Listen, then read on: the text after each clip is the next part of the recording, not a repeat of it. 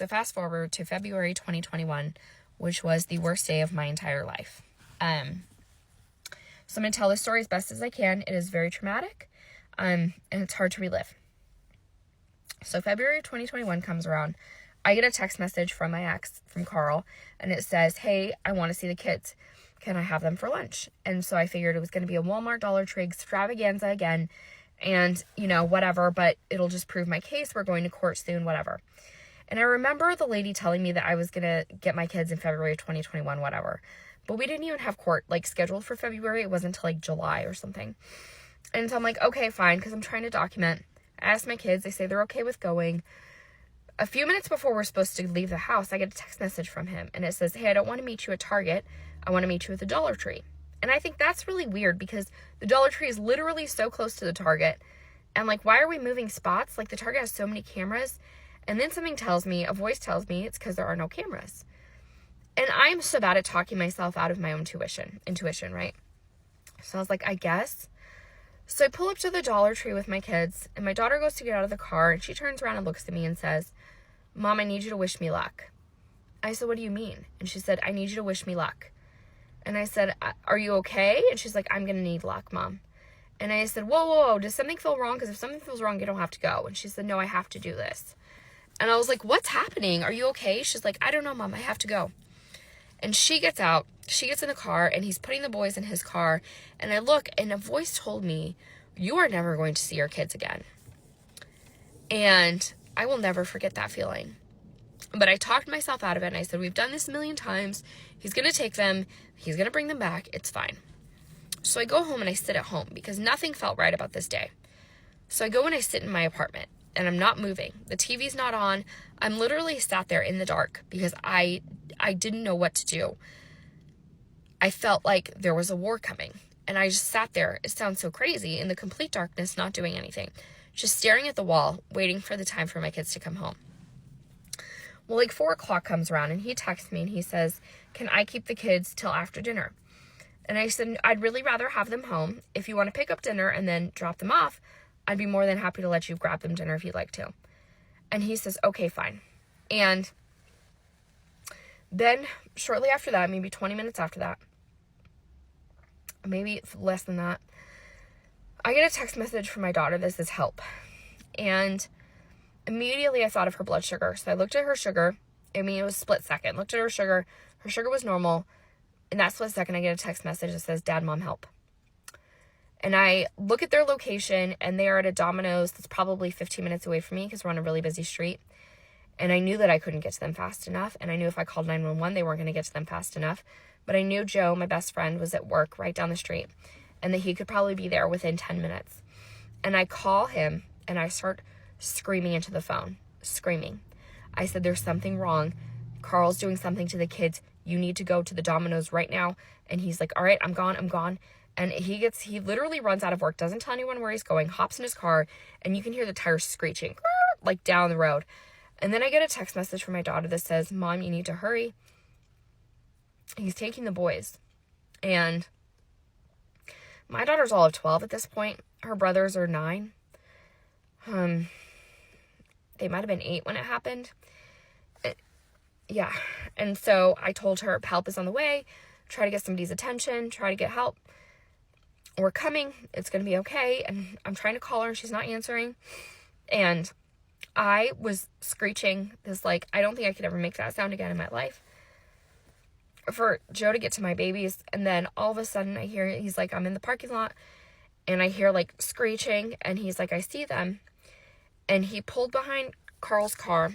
And when he got there, this is what he saw. He saw Carl in the driver's seat trying to reverse out. My daughter on the passenger door, not letting go, trying to yank open the door, screaming and crying. And then the boys in the back screaming and banging on the windows. So Joe pulls up.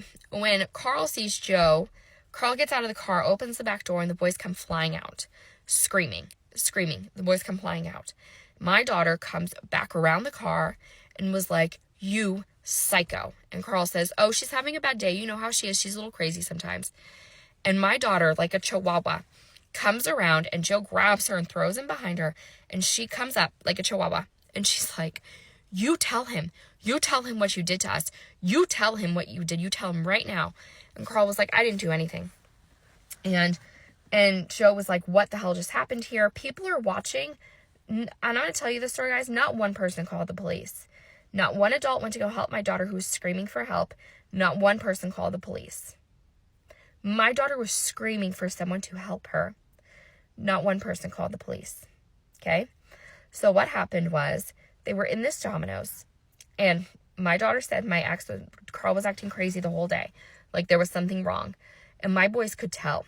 My boys could tell there was something that was wrong and something was going to go really wrong. My youngest is an empath. And he started getting very sick, very nauseous. And he kept telling his dad, I'm sick, my tummy hurts, I want to go see my mom. And he kept getting madder and madder. And he said, if you need help, I'll get you help. You don't need your mom anymore. And my youngest kept saying, I need my mommy. I don't feel good. I don't feel good. And my daughter says, if he wants mom, he's going to get mom. I'm going to call mom. And so they're in the Domino's having this argument. And my daughter says, fine, I'm calling mom. She goes to pick up her phone. That's when Carl's plan started to unravel. Because Carl was planning to leave my daughter in that Domino's. And so she says, I'm calling mom. When she goes to pick up the phone, he grabs the phone out of her hand. And he says, you're not calling anyone. And she says, what? And she takes her phone back. And he grabs the boys. And he starts yanking them. And trying to pull them outside of the door. She said, where are you going? And he said, I'm taking my boys and I'm leaving. And so she immediately grabs their hands and she starts pulling them. This little girl starts pulling them. And she says, you can't have them. You can't take them. And he's screaming at them. He's screaming at her. I never wanted you. I never wanted you to begin with. And he grabs my boys and he looks at them. And he said, that's not your real sister. I want you to look at me right now. You don't know that little girl. Do you hear me? You've never known her in your life. And my daughter's screaming, like, somebody please help. And nobody's doing anything. And that's when she started to text me. And he fought her for the boys. My boys were drug in between two people. She's screaming for help. She barricaded the door, and he peeled her out of the way of the door. She fought him through the parking lot until he got the boys in the car, and then she grabbed the passenger side and was going to hang on so he could drag her so that he wouldn't take her brothers. And when I got my kids back to me, my daughter was shaken up, but she was angry.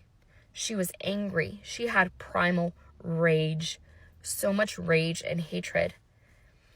And my middle kid was scared, but my youngest was catatonic.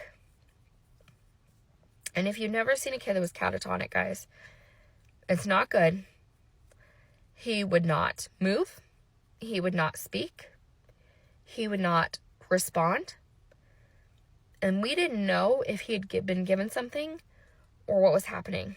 And so Joe took the kids and took them to his house. And I took my youngest to the emergency room.